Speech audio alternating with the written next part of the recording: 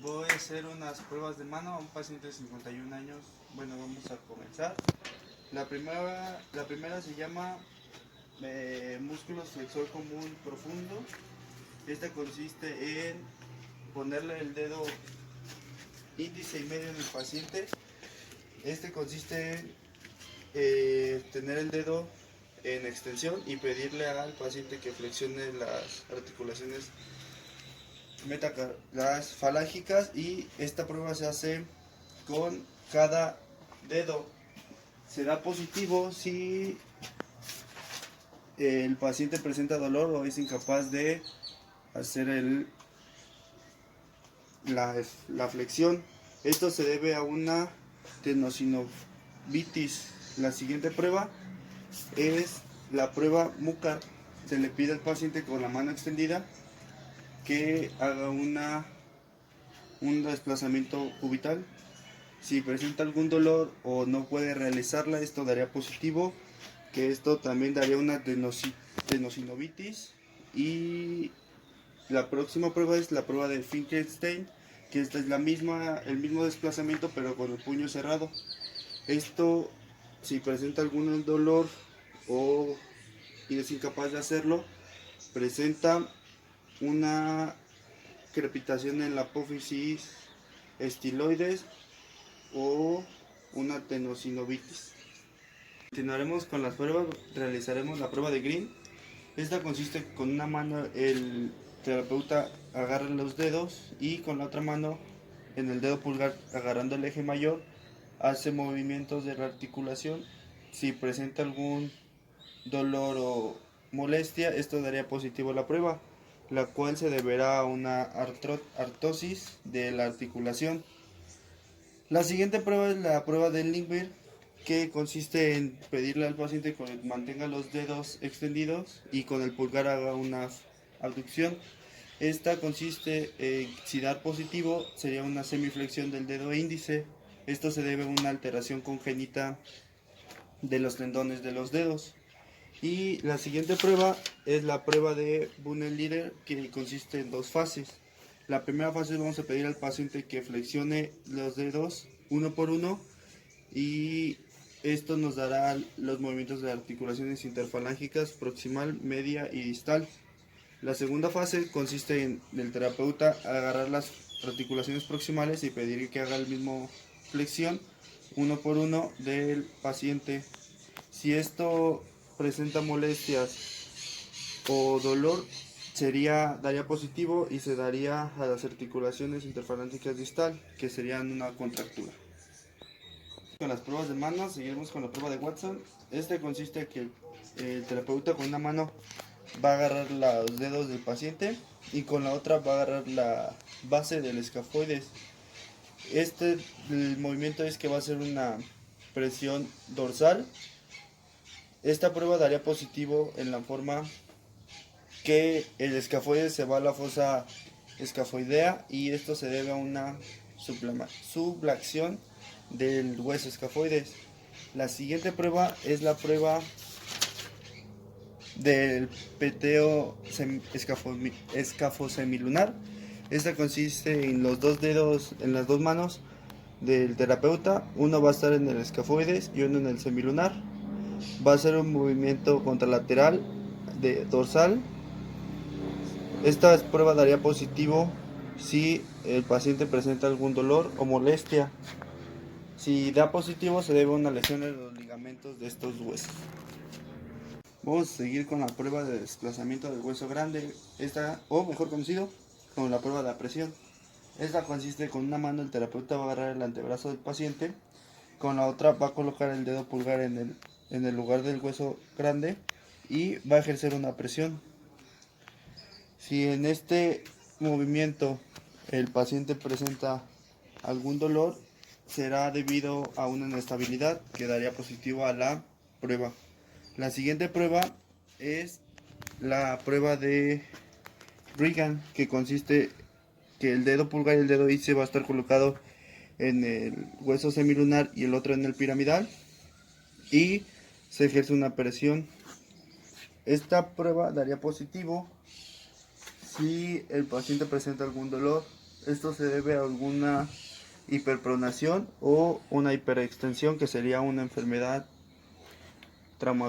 traumática.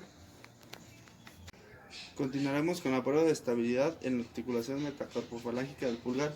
Esa consiste en que el paciente deje hiperflexionados los dedos de los trifalángicos y con el dedo pulgar un poco a 20 o 30 grados, y el terapeuta va a ejercer una abducción. Si presenta una abducción más grande de los grados normales, esto daría positivo a la prueba, que se debe a una ruptura del ligamento cubital. La siguiente prueba es la prueba de elevación en supinación. Le pediremos al paciente que ponga sus antebrazos a 90 grados y con una supinación de las manos. El terapeuta pondrá las palmas sobre las suyas y le pedirá que haga una elevación. Si al momento de realizar esta prueba presenta un dolor en la región cubital de la muñeca, daría positivo a esta prueba, que sugiere que es una lesión en el disco articular. Seguiremos con las pruebas de función motoras de la mano. Estas son 5. La primera se llama comprobación del movimiento en pinza.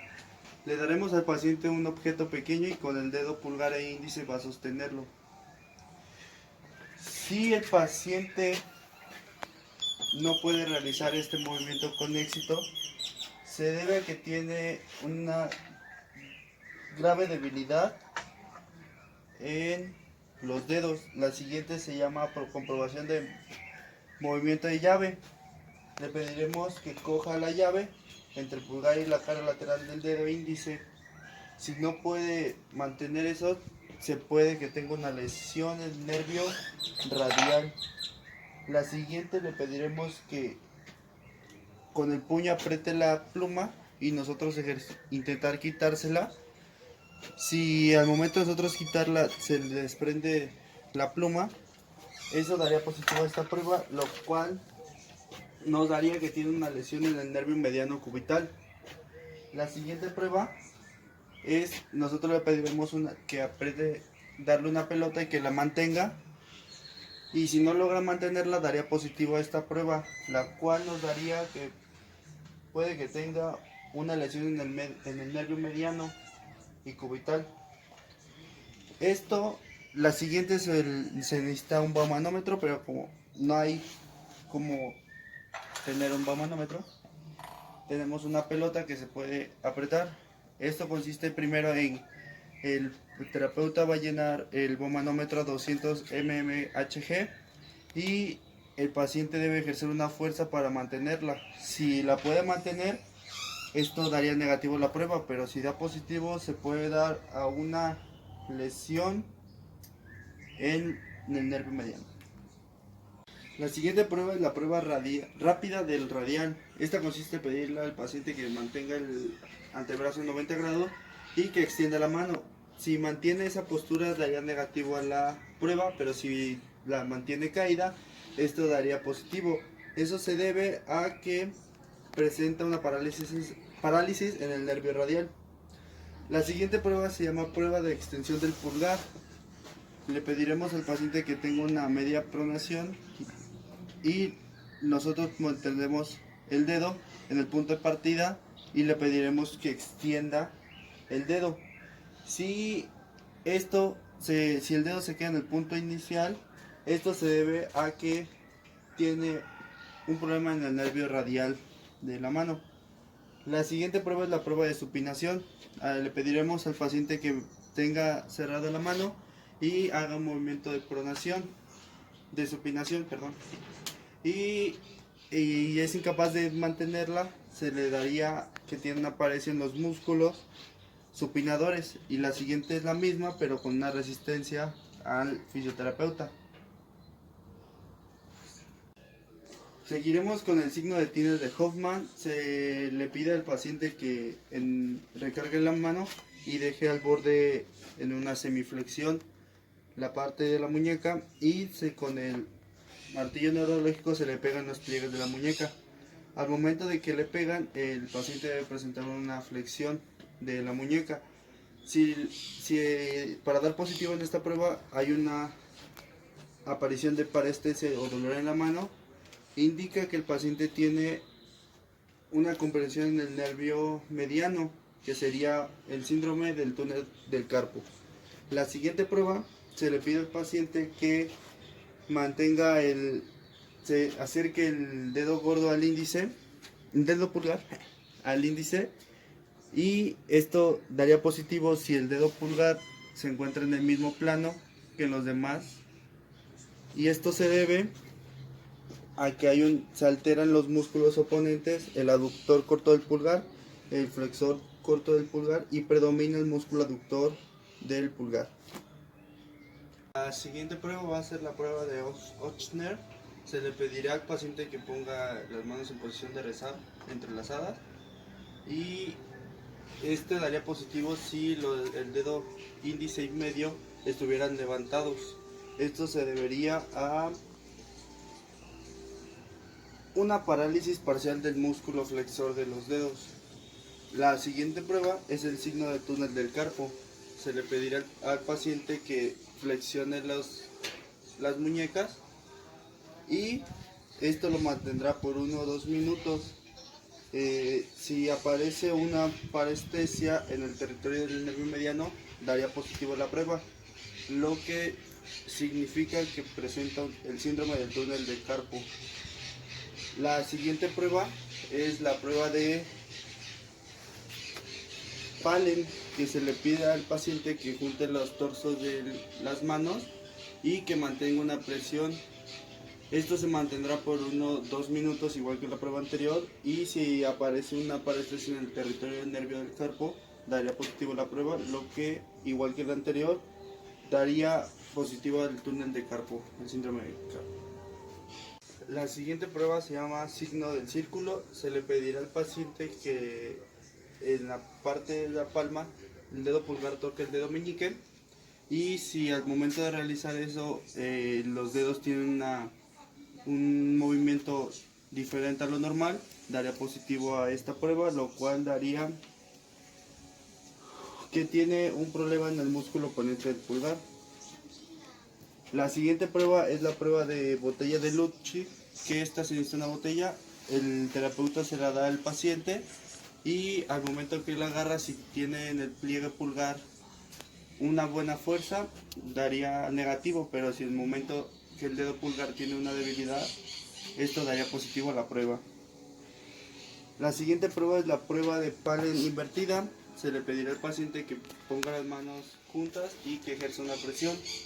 Esta deberá mantenerla por ahí, y la aparición de parestesia indicaría un síndrome del túnel de carpo. Esto se daría positivo a la prueba.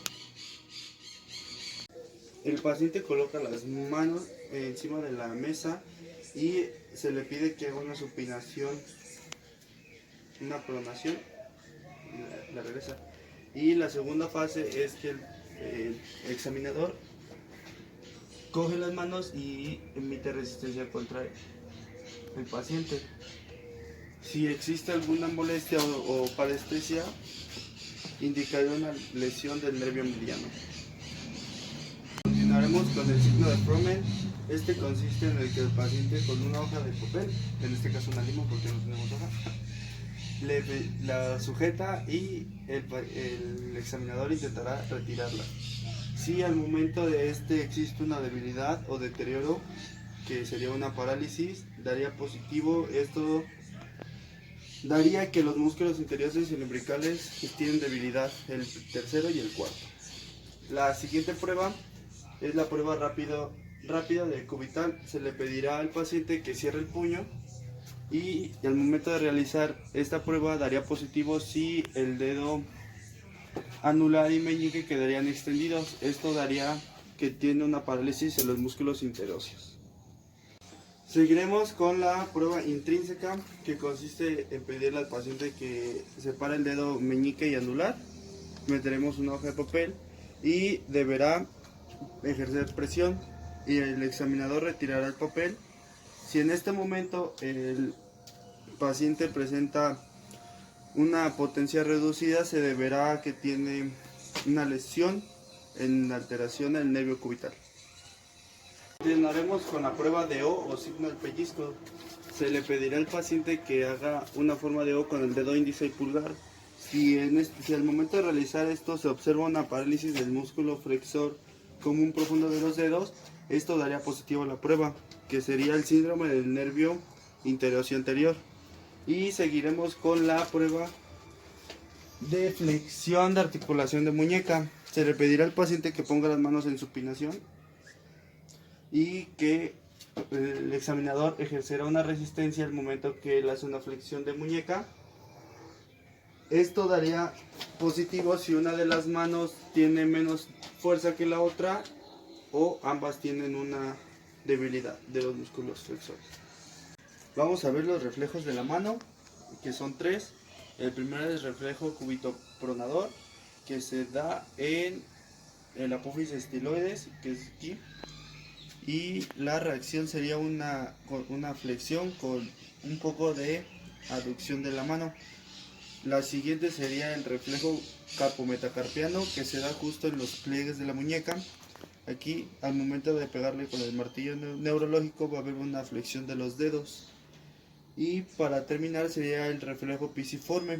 Se da en el hueso pisiforme, que es aquí, y al momento de hacer aquí se verían muestra los pliegues de la mano. A continuación veremos los dermatomas de la mano, que están formados por C5, que está en el área de la clavícula y hombros superiores. C6 está aquí, parte externa del brazo, hombros y dedo pulgar de la mano. C7 inerva parte superior de la espalda y posterior del brazo, dedos índice y medio de la mano. C8 inerva parte superior de la espalda, parte interior del brazo, dedo meñique y anular de la mano. Y por último sería T1, parte superior del pecho y espalda, axila, parte lateral del brazo. La goniometría de la mano, la inicial es la posición neutra, sigue pronación, que es a 80 grados, supinación, igual a 80 grados, sigue flexión de la mano que llega a 60 grados, después sigue la extensión que llega a 70, después sigue la desviación radial que llega a 20 grados y la desviación cubital que llega a 30 grados. Están los movimientos del dedo pulgar, se encuentra la abducción que es a 70 grados y la aducción que regresa el dedo a la posición neutra.